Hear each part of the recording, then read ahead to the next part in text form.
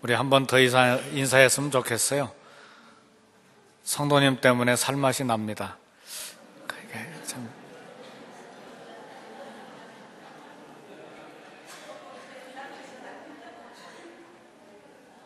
다들 감기 걸려가지고 콜록콜록 하시고 그냥 머리도 아프고 전국적으로들 아프시고 그러신 것 같아요.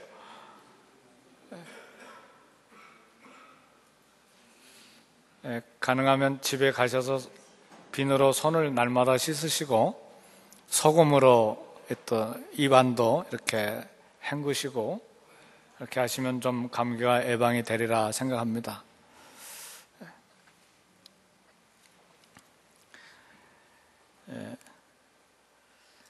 브라질 마을에서 이제 마을 안에 들어가서 사니까 오래 살다 보니까 10수년을 살다 보니까 마을 형편을 다 알게 되잖아요. 선교사들마다 다 자기 자랑하는데 저도 자랑할 것들이 좀 많아요. 제가 산 마을이 45년 생일 때 캐톨릭 신부를 불러서 생일잔치 안 하고 저를 불러서 설교시킨 거 아십니까? 몰랐죠?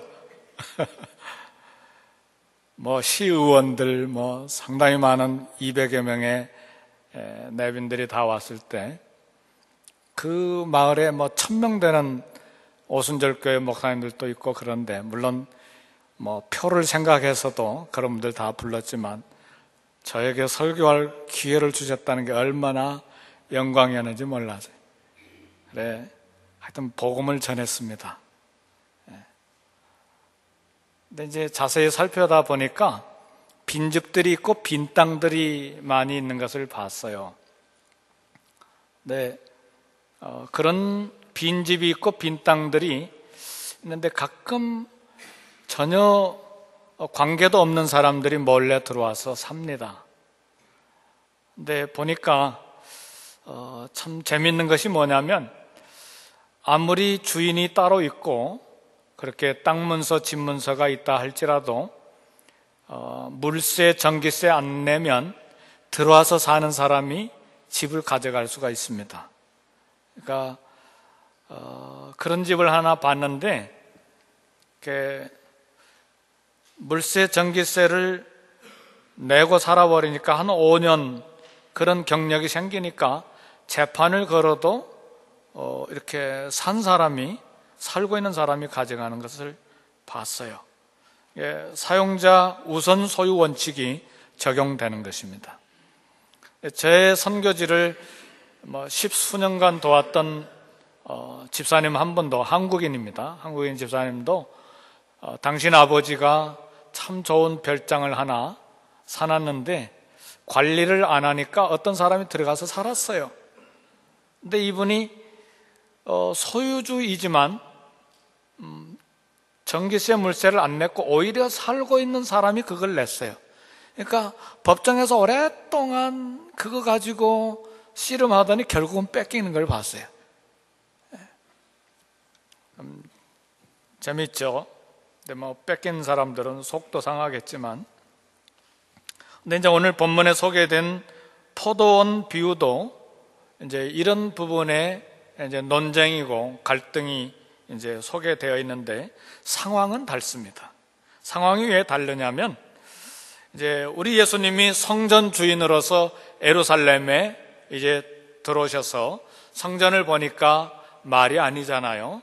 그래서 매매하는 사람들 다 쫓아내고 그 다음에 돈 바꾸는 사람들 환전상 상을 뒤집어 엎고 비둘기 파는 사람들의 의자도 뒤집어 엎고 이렇게 성전을 정결하게 해놨어요. 그런데 이제 제일 마음이 불편한 사람들이 누구였느냐면 이 산헤드린 공회원들 그리고 제사장들 그리고 율법사들 제사장들 마음이 불편했어요. 왜냐하면 지금까지 이 성전에 대한 권리는 자기들이 갖고 있다고 생각했는데 웬 이 선지자라고 하는 랍비라고 하는 예수님이 오셔가지고 이렇게 정결하게 만드니까 와서 무슨 권리로 그렇게 하느냐 이게 시비가 붙었어요.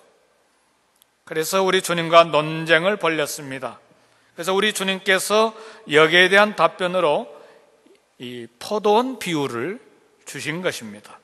포도원 배경은 1세기 이 팔레스타인 지방을 배경으로 한 사회적인 상황입니다. 이스라엘은 포도원이 많았습니다.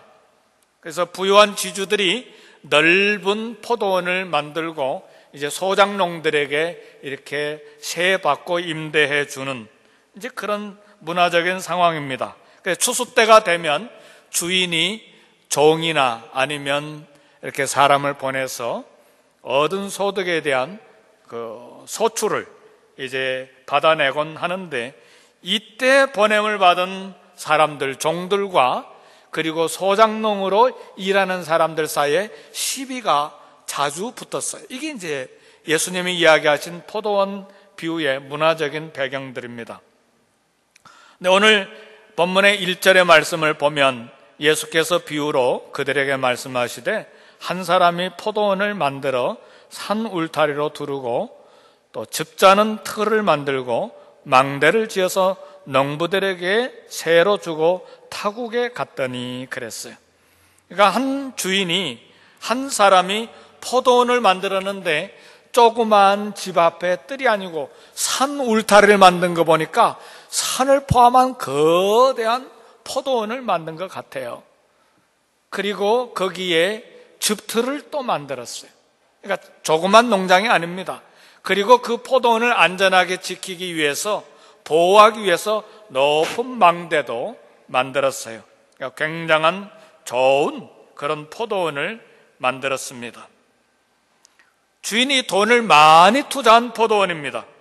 그렇게 해서 소작농에게 맡기고, 아마 돈이 많으니까 외국에서 살 그런 충분한 돈이 있었던 것 같습니다. 그래서 먼 나라에 가서 이제 사는 것이죠. 예를 들면 그 당시에 모든 지역이 로마 치하이니까 아마 이 주인이 로마에서 살았는지도 몰라요. 그래서 여기 이제 어떤 한 사람, 이제 이 포도원 농장을 만든 분은 이제 하나님이십니다. 우리 하나님은 오늘 이 시대를 사는 저와 여러분들에게도 좋은 포도원을 만들어서 우리에게 맡겨 주셨습니다. 포도원만 맡기신 것이 아니고 성경에는 여러 비유를 이야기합니다. 문화를 맡기기도 하시고 또 1달란트, 2달란트 혹은 5달란트를 맡기는 비유도 하셨는데, 어쨌든 포도원이든 문화든 혹은 달란트든 하나님께서 우리에게 맡겨 주셨습니다. 하나님이 이런 것들을 우리에게 맡기실 때는 우리를 믿으셨기 때문에 맡긴 것이고, 그리고 인정하셨기 때문에 맡기신 것입니다. 근데 사랑하는 성도 여러분, 맡았다는 것은 책임을 받았다는 것을 말합니다. 그래서 우리는 이 맡은 것에 대한 책임이 있습니다. 그리고 이 책임에 대해서 잘 감당할 의무가 있어요. 근데 책임은 사실은 두려운 거예요. 그리고 무섭고 무거운 것입니다. 아무나 책임을 맡는 것이 아닙니다. 그러나 감사한 것은 비록 우리가 맡은 책임이 무겁고 두려운 것이지만 잘 맡으면 거기에 영광이 있고 칭찬이 있고 거기에 상이 있습니다. 근데 우리가 기억해야 될 것은 이 포도원을 맡기신 하나님은 맡겨진 책임에 대해서 반드시 결산할 때가 온다는 사실입니다. 세월이 지났어요. 구약 성경을 비교하고 여러 자료를 참고해 보니까 물론 비유지만 이 맡겨진 포도원 이 소출이 날 때 어느 때 주인이 이 세를 받기 위해서 사람을 보내느냐, 적어도 5년 이상이 걸렸을 것이라 그렇게 생각이 됩니다. 그래서 소출을 받으려고 종을 보냈어요. 여기서 우리가 얻을 수 있는 귀한 교훈들이 몇 가지가 있는데, 조금 전에 이야기한 것처럼 우리는 맡은 것에 대해서 결산할 때가 반드시 온다는 것을 생각하고 주인을 만날 준비를 해야 합니다. 매니저는 반드시 결산해야 되잖아요. 계산해야 돼요. 성경은 말합니다. 많이 받은 자에게서 많이 찾을 것이요 많이 맡은 자에게 많이 달라고 할 것이라. 이게 우리 주님이 하신 말씀이에요. 맡은 일에 대한 책임을 물으신다는 말씀입니다. 두 번째로 우리가 받을 교훈은 뭐냐면, 여기 새 들어 포도원을 가꾸는 농부는 주인이 아니라는 사실이에요. 농부들은 주인이 아니고 농사는 소작인입니다. 오늘 저와 여러분들이 다 새를 들어서 농사하는 소작인들입니다.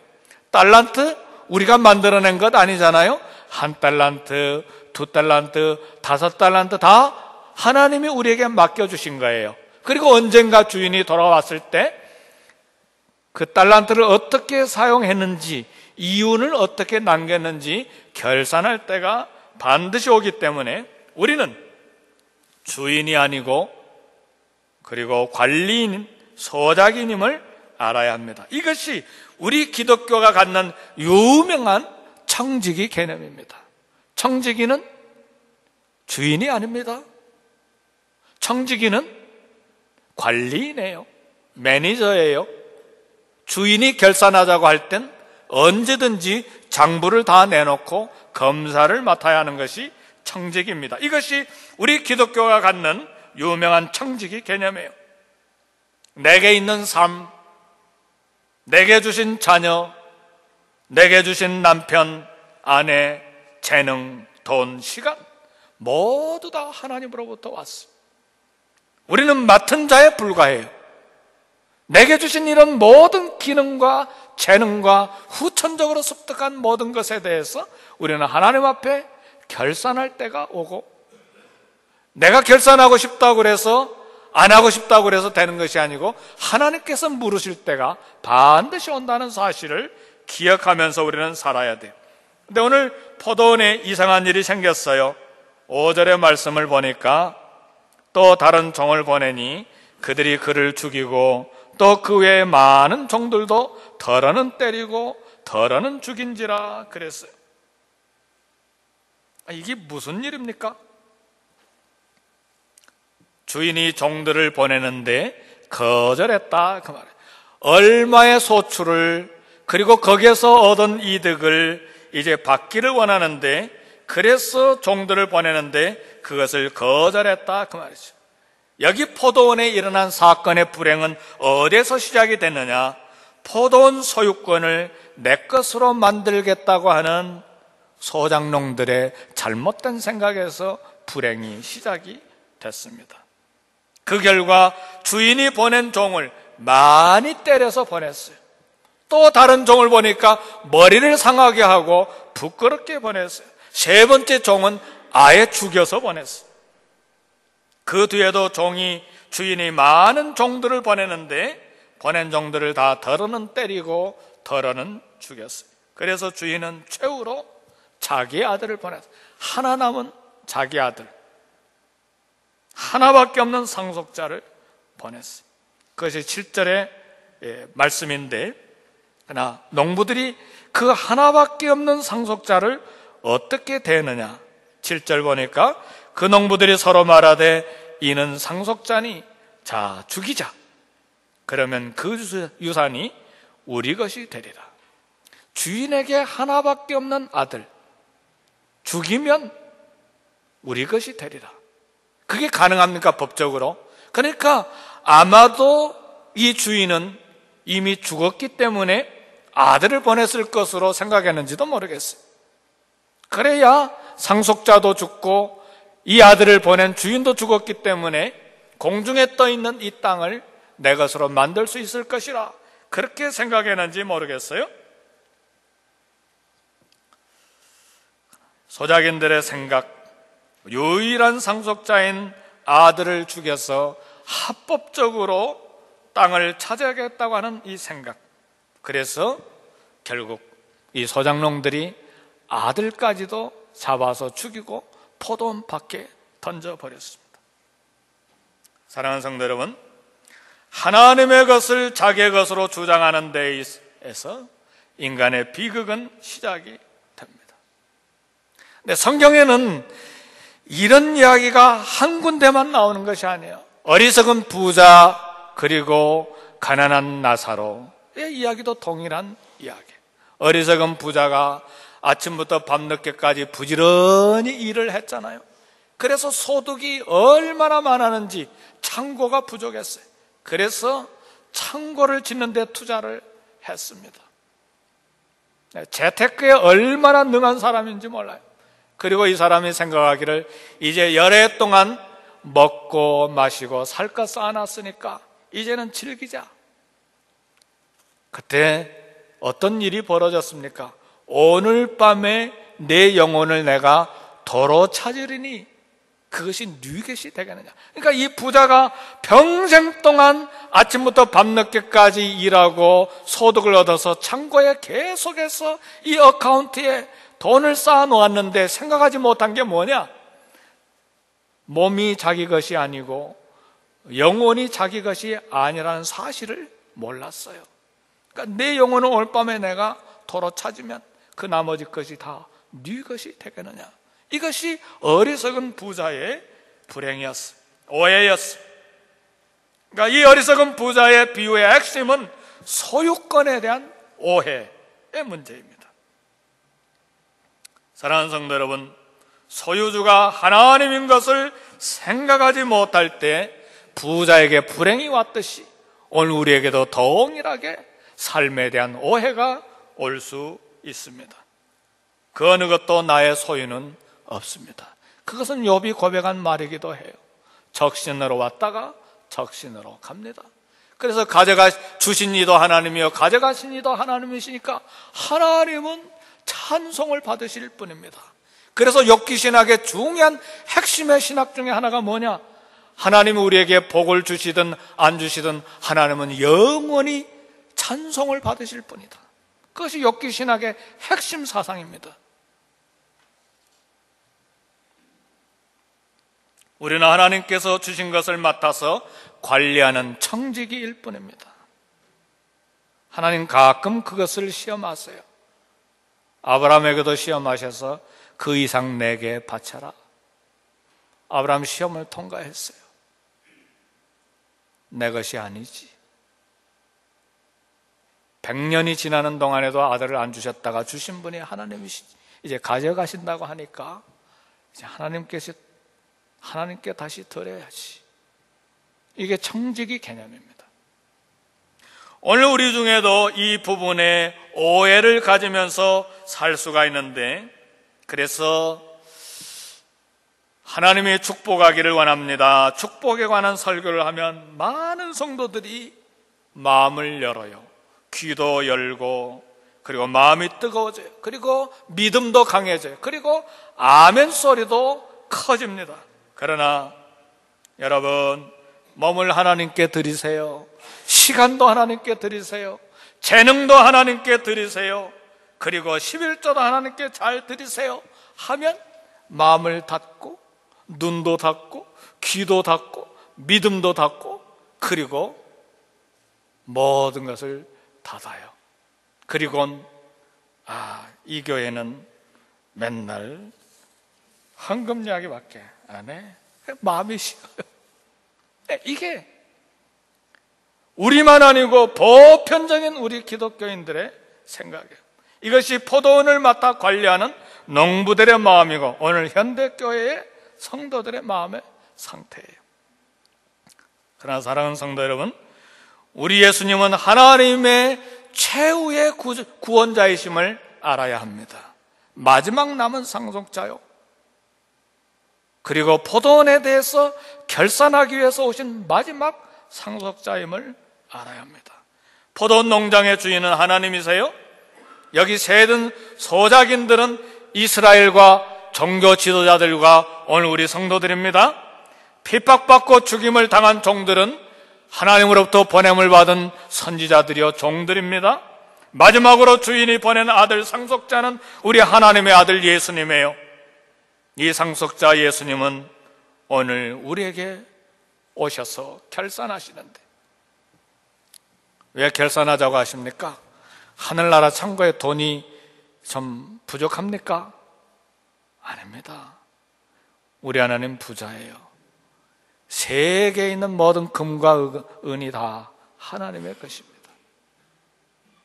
아직도 이 땅 속에 묻혀있는 보화가 어마어마하게 묻혀 있다는 것을 알아야 돼요. 그거 보시려면 여기 USC 대학의 박물관이 있는데 지하에 한번 가보세요. 청색, 녹색, 빨강색, 노란색, 하얀색 각가지의 땅 속에서 캐낸 보물들이요 어마어마하게 진열이 돼 있어요. 그게 다 하나님의 것입니다. 근데 왜 우리 주님이 상속자로서 결산하기 위해서 오시는가? 오늘 저와 여러분들에게 복을 주시기 위해서 오시는 것입니다. 그래서 그분을 거절해서는 안 돼요. 그분이 주인 되심을 우리가 거절해서는 안 돼요.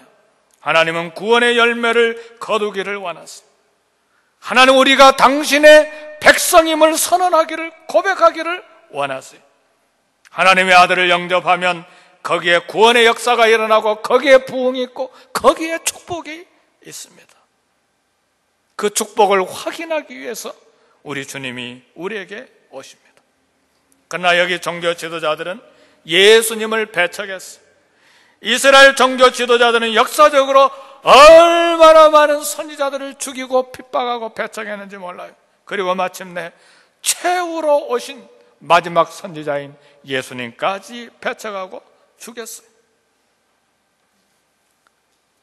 선지자들을 배척하고 예수님을 배척한 것은 그들을 보낸 하나님을 배척하고 거절하는 것입니다. 오늘 우리 가운데도 예수님을 배척하는 삶이 결코 계속돼서는 안 됩니다. 포도원 주인을 배척한 중심 사상에는 무엇이 있느냐? 내가 나의 주인이 돼서 내 마음대로 살아보겠다고 하는 인간 중심에서 온 것입니다. 그런 젊은이, 그런 장년, 그런 철학을 가진 사람들이 이 땅에 있는 사람들이고 동일하게 교회 안에도 많이 있습니다. 예수님이 주인 되심을 거절하는 것은 우리 하나님의 최후의 통첩, 최후의 구원의 메시지를 거부하는 것입니다. 예수님을 배척하면 이 우주에 더 이상 구원의 소식이 없습니다. 더 이상 소망이 없어요. 더 이상 다른 구원의 메시지가 존재하지 않아요. 그래서 예수님은 유일한 길이요, 유일한 생명이요, 유일한 진리입니다. 우리 예수님을 통하지 않냐고는 누구도 아버지께 올 자가 없어요. 내가 길이요 진리요 생명이니 나로 말미암지 않고는 아버지께로 올 자가 없느니라. 천하 인간의 구원을 얻을 만한 다른 이름을 우리에게 주신 일이 없다고 말씀하셨어요. 그러므로 우리는 예수님을 하나님의 아들로 인정할 뿐만 아니라 우리 예수님을 나의 주로 영접해야 합니다. 구원의 주로 영접할 뿐만 아니라 나의 삶의 모든 삶의 주인으로 영접해야 합니다. 그래서 우리가 예수님을 주여 주여 고백하잖아요. 근데 실제 내 삶 속에서 예수님을 나의 주로 고백하는가? 아니면 예수님을 나의 유익을 위해서 돕는 자로 여기면서 사는가? 자존심 누구의 것입니까?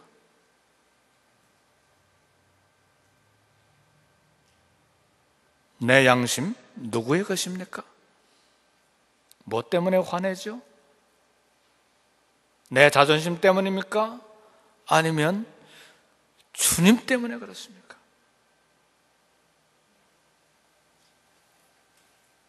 우리가 고백하는 많은 부분들이 하나하나 점검이 되어야 합니다. 그리고 내 입술의 고백인지 내 삶의 고백인지 증명이 되어야 합니다. 그러지 아니하고 입술로 고백한 것이 내 인격이요 내 영성인 것으로 오해할 때 우리는 위선적인 삶을 살게 되는 것이에요. 그래서 주님은 말씀하시기를 주여 주여 하는 자마다 다 천국에 들어갈 것이 아니라고 말씀하셨어요. 배척에 대해서 하나님의 심판이 있습니다. 거절당하고 배척받은 포도원 주인이 가만히 있을까요? 아닙니다. 오늘 12장 9절의 말씀 보니까 포도원 주인이 어떻게 하겠느냐? 와서 그 농부들을 진멸하고 포도원을 다른 사람들에게 주리라 그랬어요. 제가 간증하는데 브라질에서 18년을 살았으니 맨날 간증거리가 거기서밖에 안 나오잖아요. 상파울루에 도착해서 1년 반 포르투기스 학교에 가가지고 열심히 배워서 선배 선교사님이 개척한 교회 담임 목사로 들어갔어요. 1년 반 공부해가지고 담임 목사로 들어갔으니 제대로 하겠어요? 제대로 설교하겠어요? 1년 반 영어 공부해가지고 설교하실 수 있는 분 손 들어보세요. 상상해 보시라고요. 참 무식하게도 거기서 열심히 했어요. 설교도 하고 가르치기도 하고 어려웠지만 브라질 사람 참 마음 착해요. 잘 못 알아들으면서도 담임 목사로 모셨으니 참 3년 동안 열심히 하고 한 4년 반이 넘었기 때문에 이제 안식년을 갔어요. 영국으로 가서 이제 공부하느냐고 떠났어요. 그리고 1년 8개월 만에 다시 돌아왔습니다. 근데 이미 이 파울루라고 하는 현지인 전도사님을 담임 교육자로 모셔놨기 때문에 제가 거기에 다시 들어가면 됩니까? 안 되죠. 그저 담임 목사로서 관리만 할 뿐이죠. 그래서 거기에서 1시간에서 2시간 정도 떨어진 이따베빗이라고 하는 곳에 가서 다시 교회를 개척했어요. 그리고 이제 거기를 관리하는데 그 교회가 부흥이 돼 가니까 실제로 부흥이 됐어요. 제가 할 때는 조금밖에 안 되는데 교회가 꽉 찼어요. 그러니까 이 파울루 전도사님이, 파울루라고 하는 말은 바울이라는 말입니다. 상파울루, 거룩한 바울, 그런 말이죠. 이 파울루 전도사님이 전화해도 안 받고 만나자 그래도 안 만나고, 그리고 점점 저를 피하고 이상하게 자꾸 그렇게 만들어가는 거예요. 이게 뭐냐면 소유권에 대한 오해에서 시작된 사건이었어요. 땅과 건물과 그 교회가 개척된 것이 이미 정부의 선교부의 재산으로 등록되어 있는데 교회가 부흥되니까, 포도원이 잘 되니까 소유권에 대한 오해가 거기서 시작이 된 거예요. 주인과 소장농의 이 신분에 혼돈이 생긴 거예요. 그래서 선교부에서 상의를 하다가 그냥 내보냅시다. 그래서 내보냈어요. 교회하고도 상의해서 내보냈는데 그때 잘못했습니다. 이제는 겸손하게 일하겠습니다. 막 찾아오는데 이미 다른 교육자가 가서 목회하고 있는데 지금은 어떻게 합니까? 끝난 일이죠. 농부들은 성실한 봉사와 그 소출로 주인의 칭찬과 상급을 기다리는 신분입니다. 주님을 배척하고 주인인 것처럼 행동하는 사람은 참 일꾼이 될 수가 없습니다. 생명과 시간과 내 삶, 모든 재능과 기능까지도, 성도 여러분, 우리가 관리하고 있는 것 그 어느 것 하나 하나님으로부터 오지 아니한 것이 없어요. 다 하나님으로부터 온 것이에요. 여기에 대한 오해가 생기면 안 돼요. 이것을 거부하는 일꾼이 있다면 포도원은 뺏기는 것입니다. 결국은 뺏기고 주인이 어떻게 한다고요? 다른 사람에게 주리라. 우리 예수님이 만물의 상속자요 주인이십니다. 그러므로 우리는 마땅히 모든 충성을 우리 주님께 바쳐야 되는 것입니다. 몸이 내 것인 줄 알고 내 몸을 마음대로 쾌락에 드리면 됩니까? 안 되죠.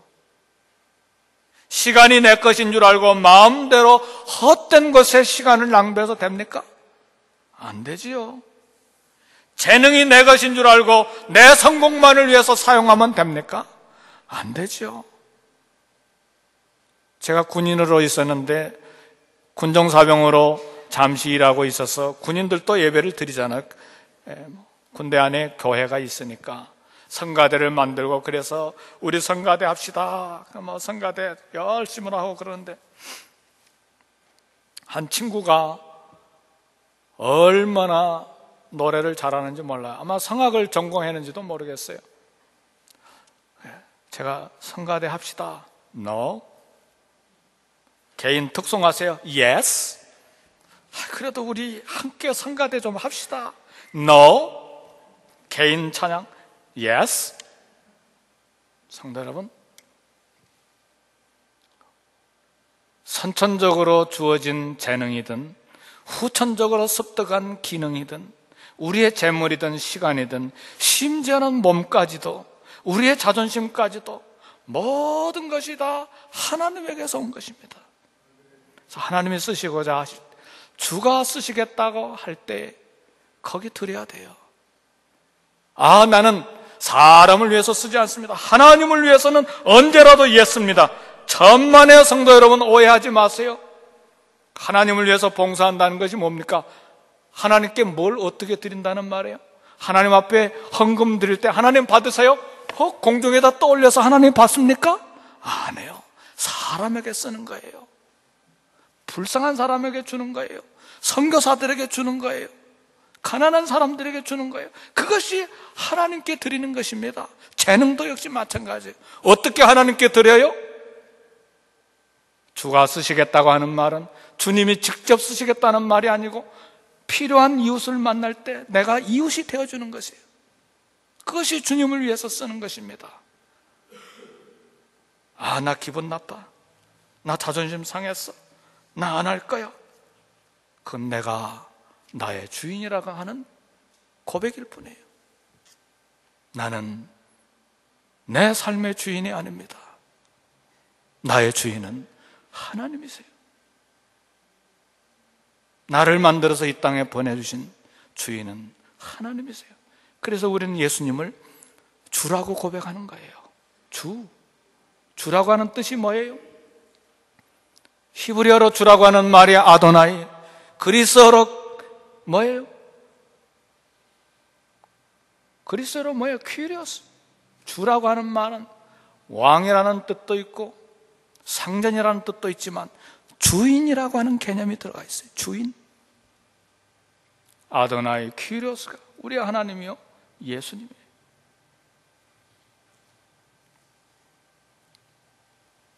예수님은 만물의 주인입니다. 그분이 만물을 창조하셨고 그분이 만물을 다스리고 있고 만물은 그분의 영광을 위해서 마지막을 다할 것입니다. 이 사실을 거절하면 안 돼요. 예수님이 주님인 것을 거절한 이스라엘에 대한 역사적인 심판이 어떻게 나타나느냐? 예수님을 거절했어요. 네가 뭔데 이렇게 성전을 청결케 하느냐? 그리고 배척하고 마지막 예수님을 그 주간에, 성전을 청결하게 하신 그 주간에 예수님을 십자가에 못 박아 죽였어요. 그 주간에 죽인 거예요. 40년 뒤에 어떤 일이 일어나느냐? 예수님이 돌아가신 지 40년에 AD 70년입니다. 그러니까 로마 군대가 와서 성전을 완벽하게 청소했습니다. 돌 하나 돌 위에 남지 않냐고 완벽하게 무너졌어요. 유대인 역사가 요세푸스의 말에 의하면 그때 성전이 멸망할 때 이스라엘 유대인이 100만 명이 넘게 죽었어요. 그것으로 끝난 줄 아십니까? 하나님의 심판은 거기에서 끝나지 아니하고 AD 70년부터 AD 1948년까지 이스라엘은 공중분해가 돼서 1900여 년 동안 이스라엘 국가 자체가 존재하지 않았어요. 1948년에 유엔에 의해서 팔레스타인 땅 조그만 부분을 이스라엘로 독립시켜 주었는데 1900년 동안 그곳에 살았던 팔레스타인 사람이 갑자기 1900년 만에 쫓겨났으니 전쟁이 안 일어나요? 그래서 지금 팔레스타인 지방에 팔레스타인과 이스라엘이 지금까지도 싸우고 있는 문제예요. 이 역사적인 비극이 어디서부터 시작되느냐? 예수님을 주인으로 모시기를 거절한 비극에서 시작된 거예요.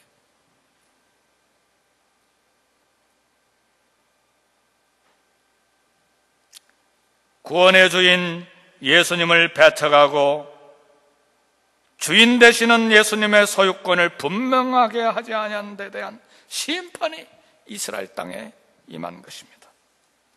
말씀을 마칩니다. 사랑하는 성도 여러분, 우리 주님이 왜 죽었다가 살아나신 줄 아십니까? 나의 구원을 위해서요.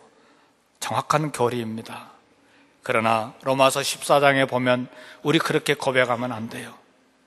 우리가 살아도 주를 위하여 살고 죽어도 주를 위하여 사나니 산 자와 죽은 자의 주가 되시기 위해서 주께서 죽으셨다 다시 살아나셨느니라. 나의 주가 되시기 위해서 주가 죽었다가 살아나신 것을 고백해야 합니다. 이것이 성숙한 그리스도인의 두 번째 고백이 되어야 합니다.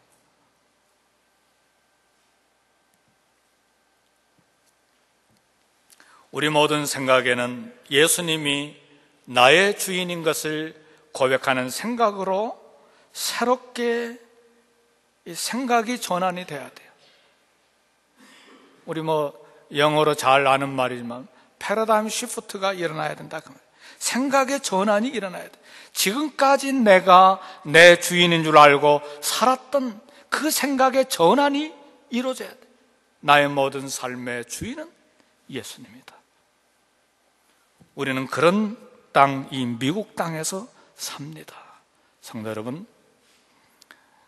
미국 건국의 기초 철학과 사상이 뭔 줄 압니까?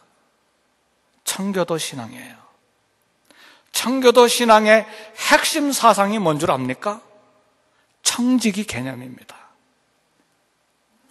청교도 신앙의 핵심 사상이 내가 주인이 아니라 주인은 하나님이시라고 하는 청지기 사상이 청교도 신앙의 핵심이에요.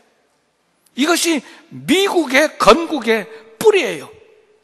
그래서 서구의 왕인 록펠러가 12개의 대학을 짓고 2000개가 넘는 교회를 지은 것은 바로 이 청지기 개념이 들어가 있기 때문에, 미국의 사상과 철학이 있기 때문에 번 돈을 사회에다가 환원한 거예요. 빌 게이츠가 300억 달러가 넘는 것을 사회에다 환원했는데 그 인격이 좋아서 그런 줄 압니까? 천만에요. 이 미국을 건국한 기초 철학과 신앙이 청지기 개념이 있기 때문에 사회에다 다시 내놓은 거예요. 미국의 기부 문화가 역사적인 신학에 기초해서 흘러온 문화입니다. 미국 사람들, 영국 사람들 마음이 좋아가지고 막 기부한 줄 아세요? 아닙니다. 청교도 신앙, 그 안에 있는 청지기 신학이 미국의 기부 문화를 만들어낸 겁니다. 그래서 병원에도, 그리고 대학에도, 학교에도, 그리고 모든 자선단체에도 이 기부 문화가 형성이 되어 있기 때문에 그런 역사가 우리 가운데 있는 것입니다. 주인이신 하나님에게 돌려드린다는 청교도 신앙과 청지기 개념에서 오늘 미국이 존재한다는 것을 알아야 합니다. 한국에는 그게 없어요. 그러니까 지금 신문에, 매스컴에 삼성이 얼마나 싸웁니까?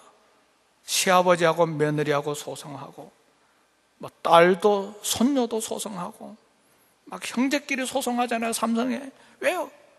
1대, 2대, 3대, 4대 계속 내 가문과 내 자녀에게 물려줘야 되기 때문에.